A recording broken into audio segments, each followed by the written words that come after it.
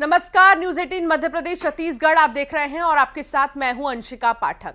Criminal तमाम ऐसी जगहों पर एक्टिव रहते हैं जहां पर किसी की नजर नहीं पड़ती। कई बार तो वहां पर भी एक्टिव रहते हैं जहां पर हर किसी की नजर पड़ती है।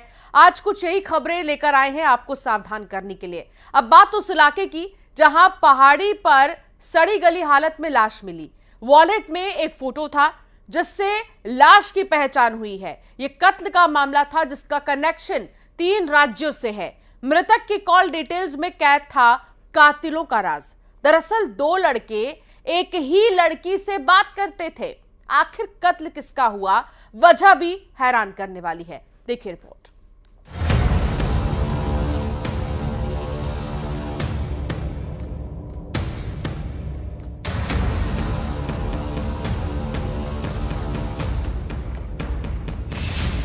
राज्यों में कैद कत्ल का सुराग। वॉलेट में फोटो, ऐसे खुला राज। ब्लेड से वार, फिर गला दबाया। दोस्ती पर ब्रेक, शक में मार डाला। Love triangle murder.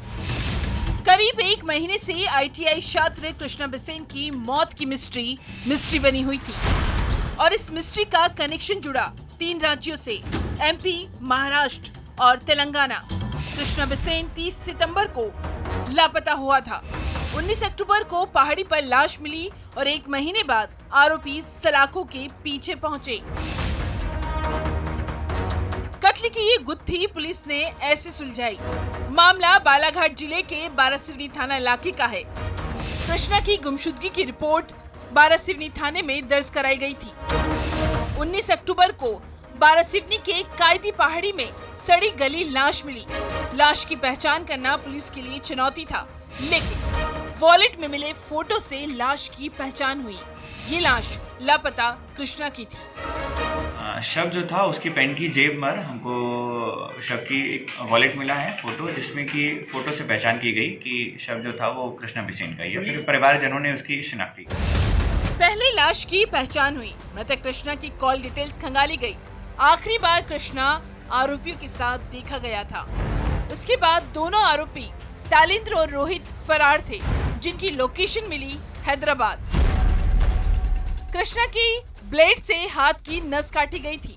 उसके बाद गला दबाकर उसे मारा गया था। सवाल है, आखिर क्यों? मर्ग जांच के दौरान हमको इसका जो साक्ष्य मिले, साक्ष्य से ये प्रस्तुत इसमें हो रहा था कि मृतक की हत्या की गई है और इस हत्या में 2 व्यक्ति तालेंद्र कटरे और रोहित राणा भंडार मुर्गी निवासी हैं और इसमें इन पे जब हमारी साक्ष्य हमको इनके विरुद्ध प्राप्त हुए तो हमने इनके विरुद्ध हत्या का प्रकरण पंजीबद्ध किया है। धारा 302, 201 और 34 आईपीसी के तहत। कत्ल का राज कॉल डिटेल्स में है। कृष्णा और तालेंद्र दोनों एक ही लड़की से बात करते थे। जांच में ये बात सामने आई कि लड़की के भाई को तालेंद्र से बात करने का जब पता चला तो लड़की ने तालेंद्र से बात करना बंद कर दिया, लेकिन आरोपी तालेंद्र को लगा इसके पीछे कृष्णा का हाथ है। घटना का जो कारण समझ में आ रहा है वो एक त्रिकोणीय प्रेम प्रसंग है, जिसमें तालेंद्र, कृष्णा बिसेन और इनकी एक महिला मित्र जो थी, उसके चलते इस प्रकार का घटना कार्य होने की संभावना है। एक शक में हुई ये हैवानियत थर्रा कर रख देती है। क्या इस कत्ल के पीछे लव ट्रायंगल था? बालाघाट में श्रीनिवास चौधरी के साथ bureau report, news 18 Madhya Pradesh Chhattisgarh.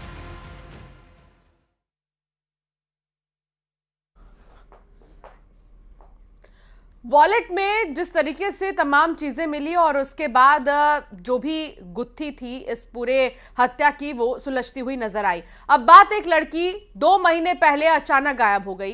फिर उसी लापता लड़की के मोबाइल से किडनैपर का कॉल आया।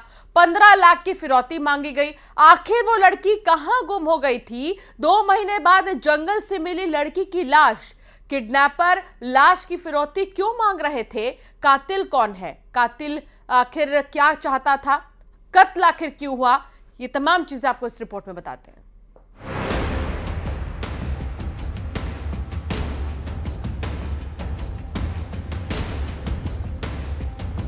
उसी तारीख को, जिस तारीख को गुमशुदगी दर्ज हुई है, उसी दिन उसने उसका मर्डर कर दिया था।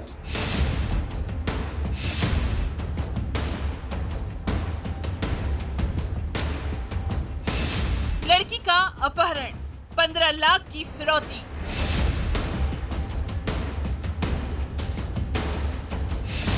कत्ल के बाद कातिल मांगी फिरौती। 2 महीने से जमीन में दफन राज।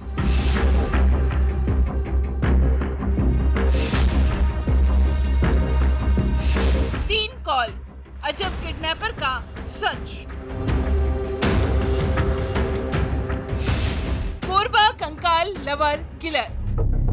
पिछले 2 महीने से लापता संतोषी के माता पिता बेटी के घर लौटने का इंतजार कर रहे थे।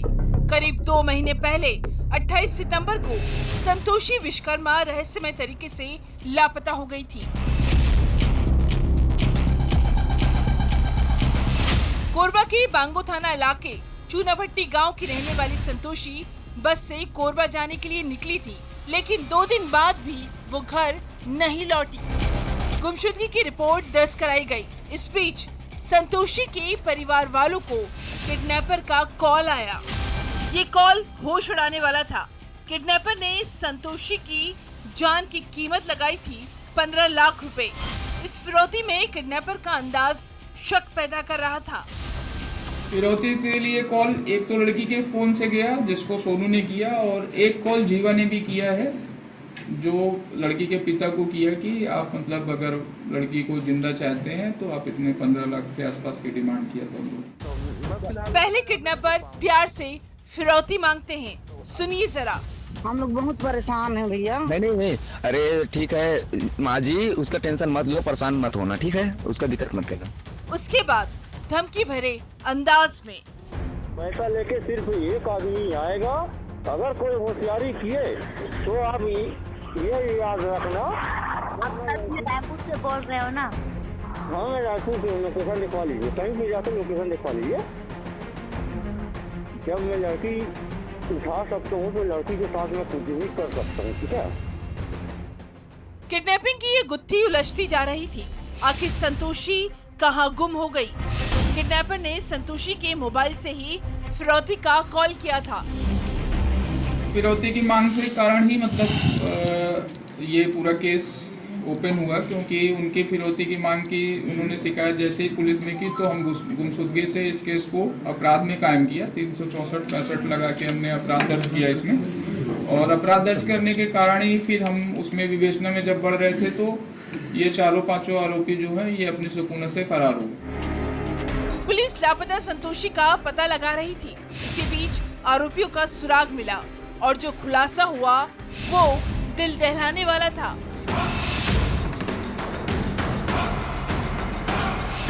दरअसल संतोषी की 2 महीने पहले ही हत्या कर दी गई थी। जिस दिन वो लापता हुई थी उसी दिन कत्ल किया गया। कुछ संदेह। अगले 24 घंटे में इजरायली सेना ने गाजा पट्टी पर भीषण हमला किया तो फिर